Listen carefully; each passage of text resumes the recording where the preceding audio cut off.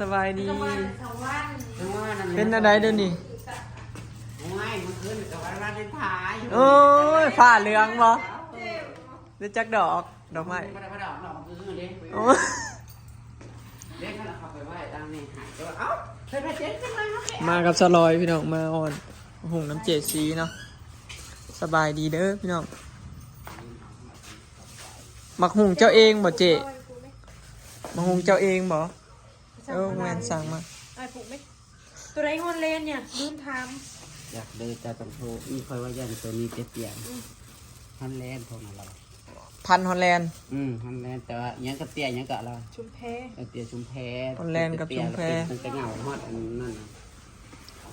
อ๋ออันนี้ น้อยกัน อันนี้ยังอันนี้ มันไก่โอ้เขาแล้วคือเทนเงินเปล่าเงินจะชี้กันเราจะมาลงหัวพอแล้ว สอง ต้นมะม่วงแล้วมาเอาฝากกระเจ้ามาฝากมาน้ำเจซีเอาไว้ปลูกไม่เจ๊ เอาไว้ไหมเอาไว้แม่จากต้นจากไหน ไม่มีระเบียบหูถ้าเป็นหูเดี๋ยวว่ามันแสบมันนันปลาแล้วโอยกับมันค่อยวิ่งหมกปู ปลูกแค่เท่านั้นเลยคุณนนท์ ข่อยก็พอดีเดี๋ยวเสียไปไหวเดินนะมันหลายถ้าเดิน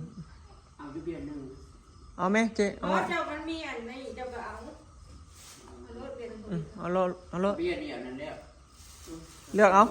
มึนวันอะไรต้องเลือกวันไหมบอกกันปลูก วันคาน ถ้านะปลูกมากไม่เป็นหมาก อืม โบนะ ลูกเพิ่นเนี่ย ร่างกี่มูโคตรพักแล้วนอนอันนี้ก็มาจับเจี๊ยบแล้วก็เข้าไปลาบ จะมีเป็ดบ่จะมีเป็ดบ่ เป็ดกับนี้อยู่แต่ว่าขายอย่างไร บ่ถามเบิ้งผัดคันว่ามีหลายบ่เพื่อน เป็ดคัน40 เท่าไรเนี่ยเจ้าวัน 400อันพัน ต้น20 บาทต้น40 ตัวละ40ตัวแพง เจ้าแถมบ่ได้มีหยังของเรา เดี๋ยวใช้ต้นอะไรสองต้น ขอยเอาบ่จักดอกพี่น้องพันบักหงเฮาลองฮอลแลนด์อิหยัง ฮอลแลนด์ค่ะผมว่าไปเอาคุณคือผมมาสุกี้หรือว่าเพราะว่าไปวันละท้อง คือเจ้าแถมให้ข่อย คือสิเมื่อยแห้งเนาะเบิ่งหน้าได้หลายดอกเติบเลยเนาะเบิ่งชมเพลียเดี๋ยวเฝ้า คล้องข่อยบ่ข่อยก็ลืมบอก ฮะ ห้อง คล้ ยั อง งข่อยบ่ บอกเขาจะขับไปไว้ถ่ายอะไรกันแล้วแหละตะกี้ว่าไว้ในนี้ว่าท่านกระถาใช้เยอะเท่าไหร่สิมาก็นั่นคือกับบริษัทตามเลย ข่อยก็คือชาวบ้านเลย คนสวรรค์ กระ นะครับ ถาเรียกตื่นขึ้นกันแล้วจนเที่ยงเขาได้ยิงข่าวว่า ลูกหลายอยู่พี่น้องเจซีลูกเต็มบ้านเต็มคอกหมูใหญ่เบิดแหละ เอามันเปิดไฟมันดิเป็นหยัง เอา ออกมาแล้วก็ค่ำๆเลยก็วันเลือเปิดแล้วก็ปล่อยนั่นน่ะเลย ระวังมันขี่มั่ว มั่วอยู่แล้วเปิดไพ่กับมั่ว มันยามันไปขี่ใส่ห้างกันที่เวนหง ทำเดือนกับเจ้ามือมันอยู่ที่ไหน14 ราคาต่อได้หมูขุนเสกอยู่ น้องมาชาติที่ไหนเรื่อง ฮะ 35 นั่นลงอีกแล้ว ว่าอีกข้อ40 42ตอนน่ะ40 เห็น 41 ไหมครับวันนี้ยังหมูจีนไม่แบบ เอา น้ำมือหน่อย เปลี่ยนบอลซื้ออีกเลย ฉันพอจะ ไหว รู้ ราคาเราขนาดค่าที่หากับวันนี้มีพ่อค้าไม่ขาดนะคะ พอ น้อยเขาได้ซะเฮ้ย เพราะว่าข่อยก็บ่ได้เช็คเลยนะจมือเห็นมันถึกแล้วก็เลยบ่ได้เช็คเบิ่งว่าราคา จนชาวบ้านก็เขาความใหญ่แห่งแล้วพวกกันแม่พันกับปุรสี50คือว่าเขาจะเคยเลี้ยงตลอดเนาะ เขาจะกับคุณเขาจะ ถ้าลายมุ้ยยิมทำมาน่ะรถละ35,000กว่าให้ทองจ้า เขาจินเขาทำได้หัวเขาเนาะ แม่น เราก็ซื้อแต่ว่าเรากะ ง่ายมันง่าย ง่ายอยู่เลยมันเบิ่งที่หมู่บ้านตัวเองอ่างบ้าน บ้านเฮาน่ะผัดบ่มีทางออกให้บ้านเขาละเบิ่งเนี่ยทรงนอกทรงแน่ จะได้หลับหมู่ทำอื่นมาคือบ้านแล้วเขาจีนเขาทำข้าวมันนั่นเนี่ย แม่นถูกต้องนี่แหละพี่น้องบ้านเฮาเนาะ มันจะมาอันนี้พวกกัน หมูจักโตหมูจัก อะไรเนี่ย เรื่องห้อง ถูกทางเนาะ อืม 25ตัว บัดมื้อสิขายก็เดี๋ยวสิโทรถามเขาเบิ่งให้ อืม หลายเจ้าให้เดี๋ยวสิหาพ่อค้าซอย อันแพงบ่จักแล้วก็อันแพงหรือเปล่าเพิ่นเอาใส่ ตกใจเลยพี่น้องราคาหมู ก็เอาต้นเดียวนั่นแหละ ก็ให้จะชมต้นได้นะต้น 35,000ก็ ท่านจะเป็นห้านปลูกแถวโกบกพริกนั่นแหละทำมันสิหยังคาริโอเพิ่นจะจิ้มเอาเท่านั้นมาปลูกมันเกิดแชมป์นี้โอ้ยบอกว่าบัตรมันใหญ่น่ะมันก็ตีตะล่า อืม ก็ แม่ ได้ง่ายเพิ่นจะปลูกกันแวะเม็ดเดียวบ่ฮอดเม็ดจำตัวเตี้ย ตั ซุ่ม ด แต่ เกี่ยวกับหน่อยเจ๊ อ๋อย้อนได้เพื่อมาปลูกเราจะเดินหมูเพื่อกว่าเจ็ดสิบอ๋อ เบิ่งน้ำไปจอบซ่อมมึงหมูเจซีก่อนเฮ้ย กินข้าวเที่ยงข้าวเช้า เป็นอะไรลูกเพิ่นมาซ่อมมึงหมูเจซีพี่น้องเราเลี้ยงตั้ง25โตอ่ะคุณหลาย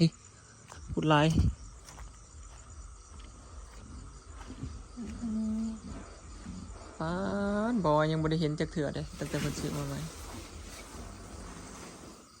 โตดซะอีกมีแต่ตัวใหญ่ๆอ้วนๆหมูเจซีมีแต่ทรงนี่พี่น้องเราซื้อมาเท่าใดมีแต่พวกสันๆป่อมๆอ้วนๆตุยๆตะมุตะมิมีแต่พวกอ้วนๆตุยๆทรงพันด่างตัว3 เดือนปลายเลยราคาหมูพัดลงสับ25โตเนาะเราเลี้ยงลายนี่สะออนแต่คอกเราพี่น้องคอกเรามันกวางครับเพราะว่าอยากเห็ดกวางแบบนี้ละมันจังบ่หมูจังสบายอยู่โล่งแล้วก็บ่เจ็บท้องเนาะบ่เปื้อนง่ายลูกๆเจซีอยู่ตัวนวล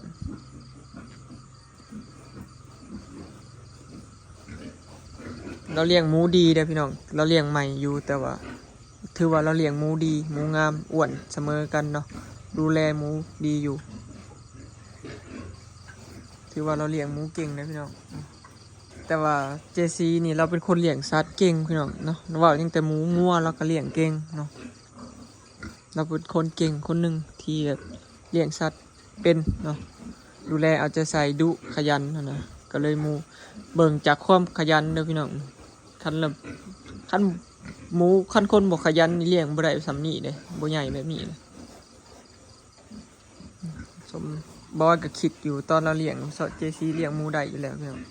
เพราะเราเป็นคนเลี้ยงสัตว์ได้เนาะเราดูคืองัวเราก็จกเนาะเก่งขนาดเจซีสุดยอดเก่งกว่าผู้ชายเฮาอีกงามเนาะ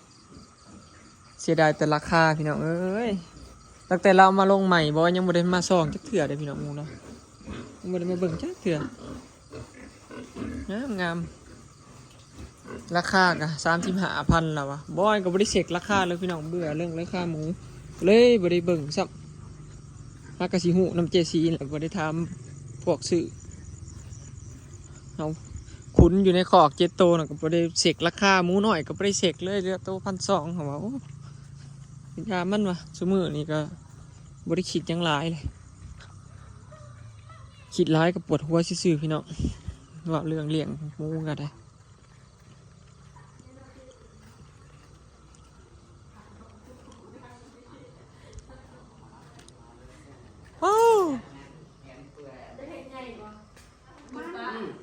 ไปเบิ่งมาแหละปักงาม เบิดแม่นบ่ล่ะจุ่มมันไอ้ที่กุ้มมันนี่ห้าวน่ะมันอยู่ไปน้าพองตะกี้น่ะก็สิว่าจะ3นางอีก3นางงามไปมันผัดเนาะเอื้อยเขาปลูกจักกันผัดเขาเจ้าไปมีงานนี้ผัดทอดน่ะเด้มันก็บ่คือกันเลยแต่ละ แม่น ซุปข่อยกับตะกี้อันนี้หมันกันซื่อๆก็ยังหลาย วันที่1นี่ราคาเดี๋ยวจะไปหาอีกเป็นทางการค่ะ วันที่1สิมานี่ แม่นกี่ฝุ่นกับพี่น้อง บ้านไกลทางซุปข่อยคือกันและอยู่ในเฮือน ไปอยู่หน้าจากเป็นญี่ปุ่นเนาะ แม่น เรียนเพิ่นฮอดแล้วแหละเด็ดอัน บริมุงลังคา ยังถ่าขอบข้างสักกะสีเลยบ่ได้มุง สร้างคนละบ่อละขอมันหน่อยเขาไปผู้ชมมันคนเขาไปเลยนะ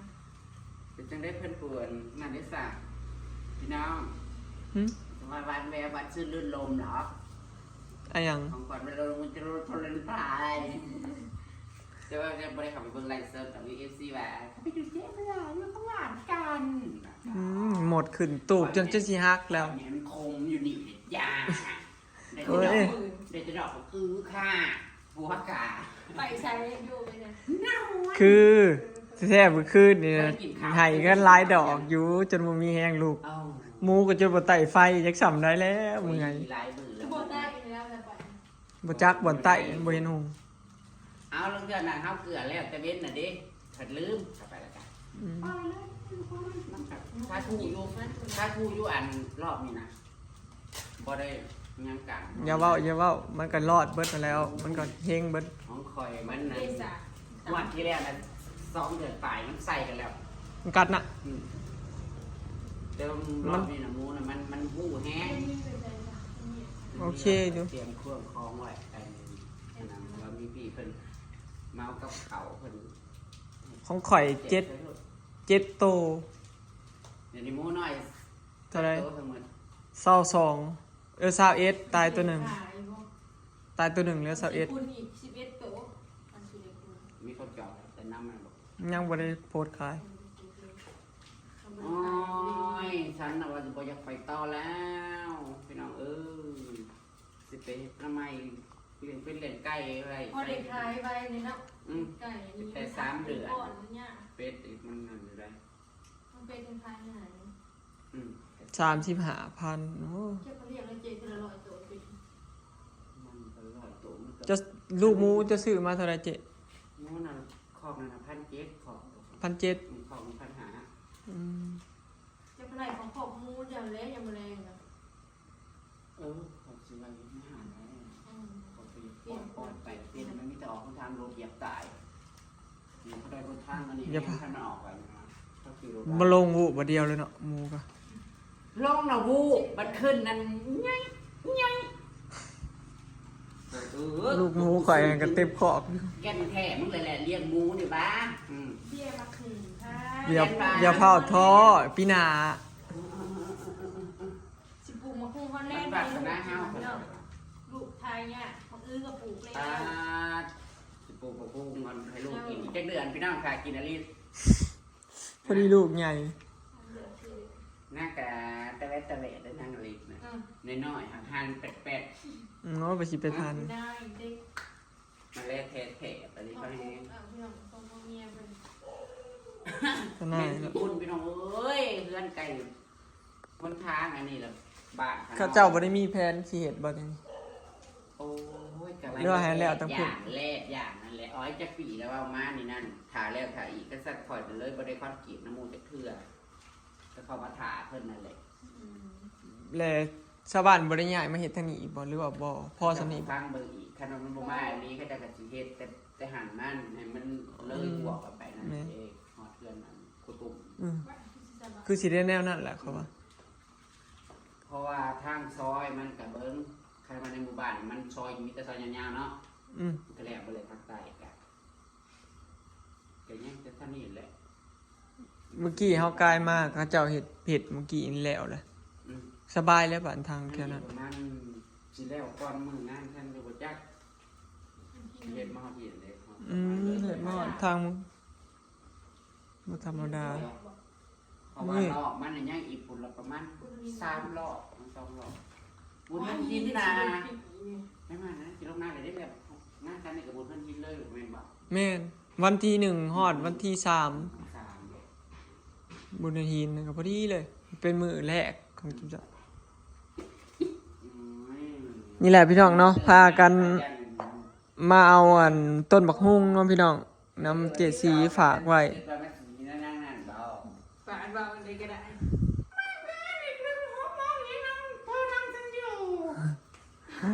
โอเคเนาะพี่น้องคลิปนี้ก็สิขอเก็บภาพบรรยากาศไว้สำนี้เด้อเนาะพี่น้อง